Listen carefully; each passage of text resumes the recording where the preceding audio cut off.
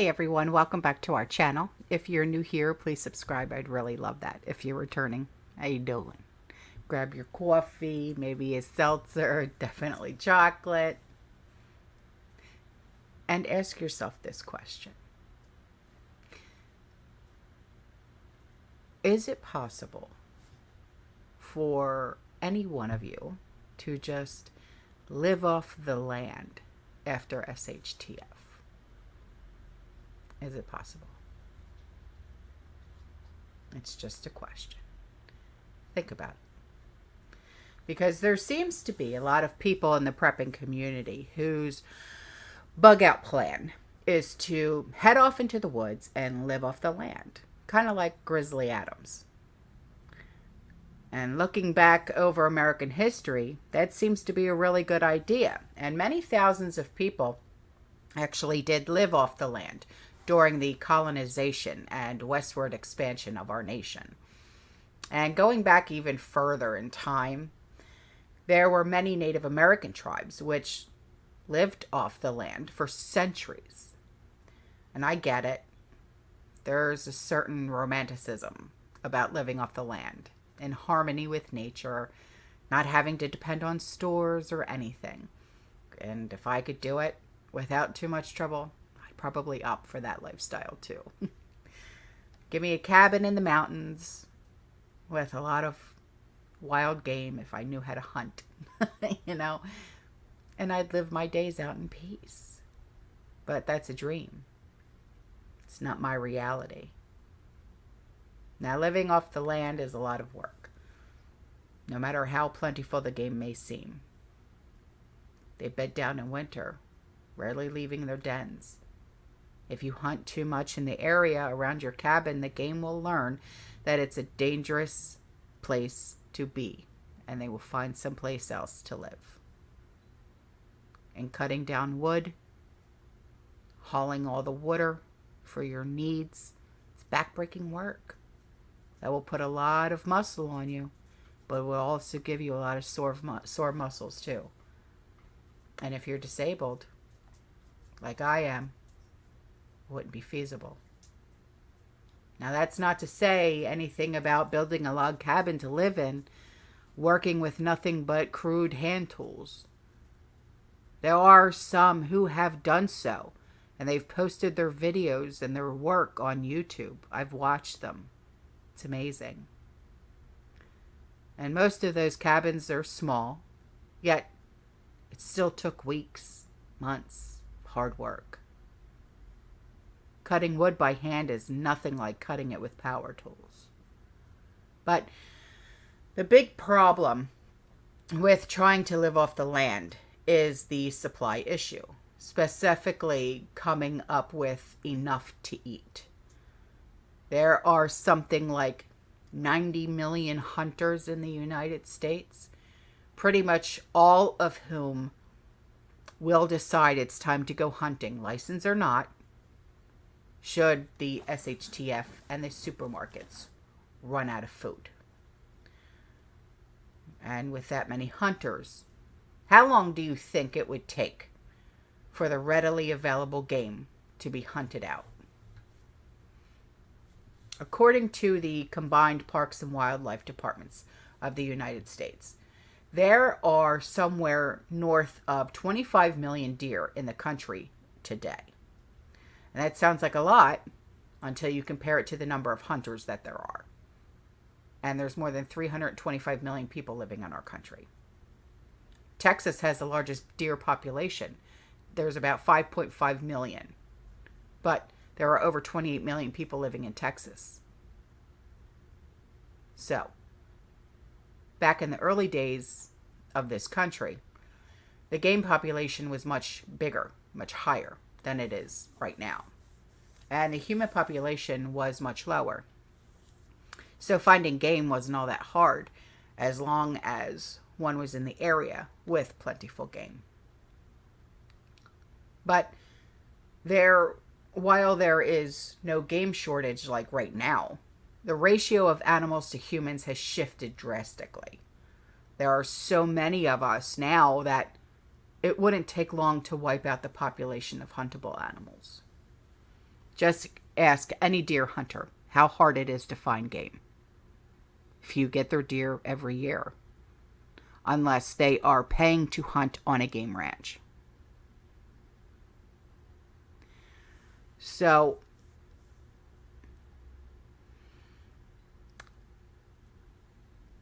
granted, there are places in the western part of the country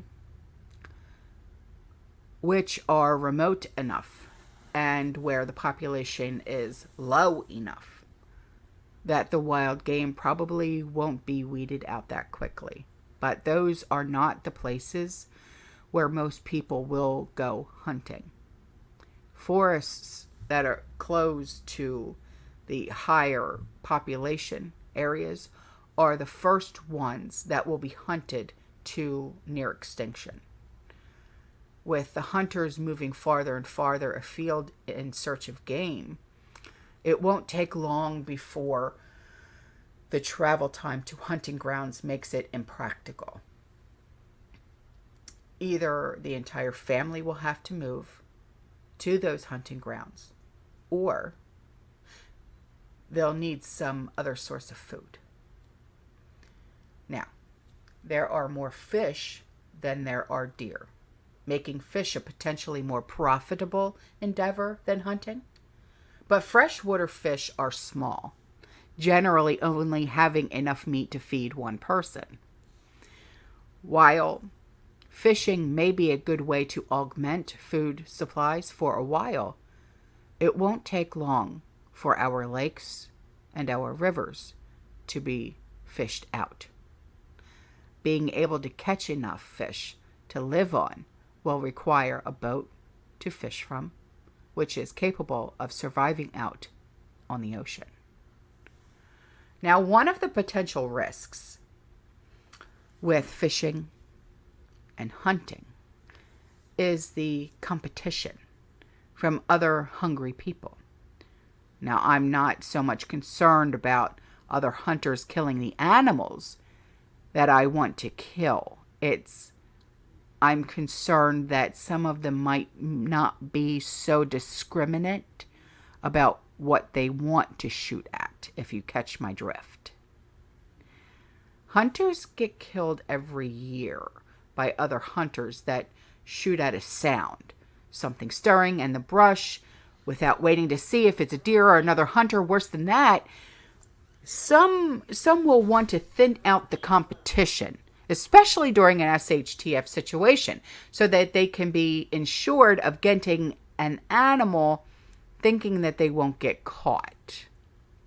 And those same people are probably the kinds who are likely to decide that some ranchers' cattle or some farmers' pigs are free for the taking too. And that's another big danger, as the farmers and the ranchers in question will likely take up arms to protect their stock. And if that problem gets bad enough, some of those farmers and ranchers may adopt a policy of shoot first and ask questions later. So, the scarcer the game gets, the more dangerous it will become to be out there trying to hunt it. And as people become more desperate, it is likely they will take more desperate measures. And that includes killing others to steal their kill, or stealing their boat at gunpoint so that they can go fishing themselves. So what would be the rational answer here?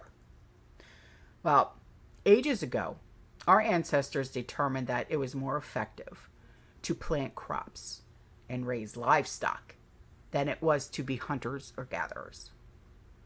And this is one of the earliest signs of civilization, as agriculture allowed people to have surplus food, which they could trade for other goods. And in fact, the entire idea of craftsmen being able to devote their time of making products for sale or trade owes a great debt to agriculture.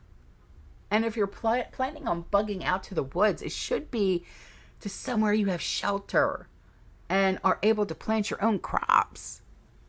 Even if you do hunt to augment your food supplies, you need to stockpile of food to augment.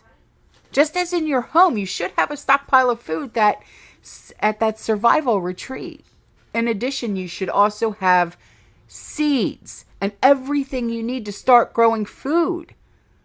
It would be theoretically possible to bug out to the woods and stay in a temporary shelter like a tent while building a more permanent shelter and planting crops.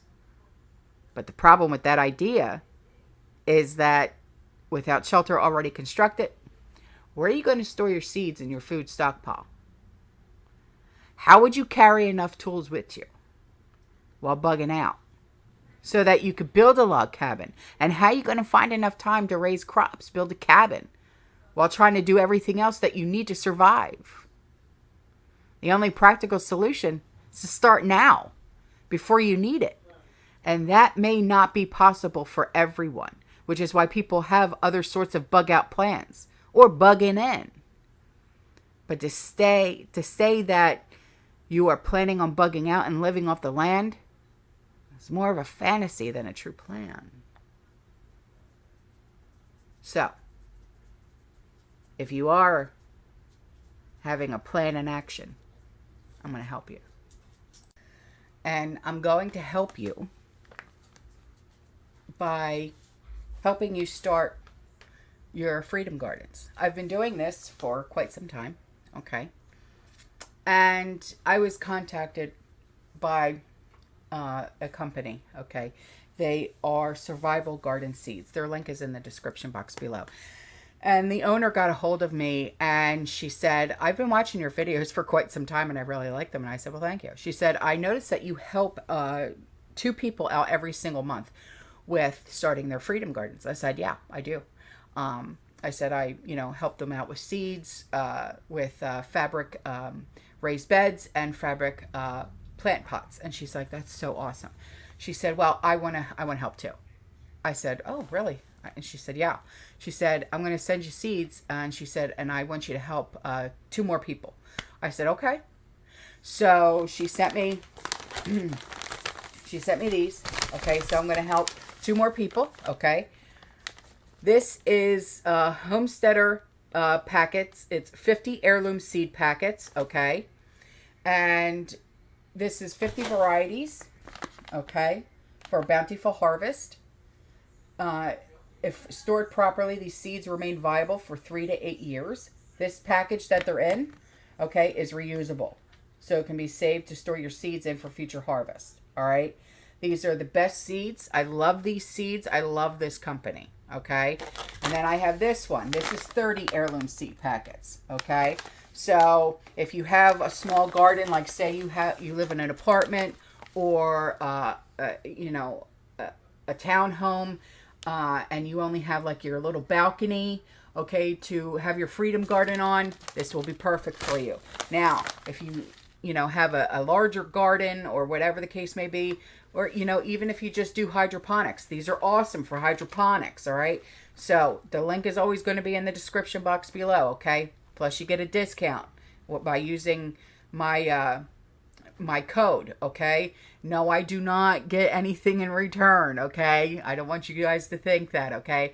I am just simply helping my community out, and they want to help out too, okay? So they sent me these free seeds so I can give them to my community, all right? This company, when I tell you, is balls to the wall, badass, awesome, all right? When she contacted me and she said, I want to help your community too, I was just like, right on. Okay, so email me, and the first 2 people to email me get these seeds. All right, guys, I'm out of here. I love you. I'll see you in the next one. You stay safe, you stay positive, you keep prepping, and as always, fearless. Ciao.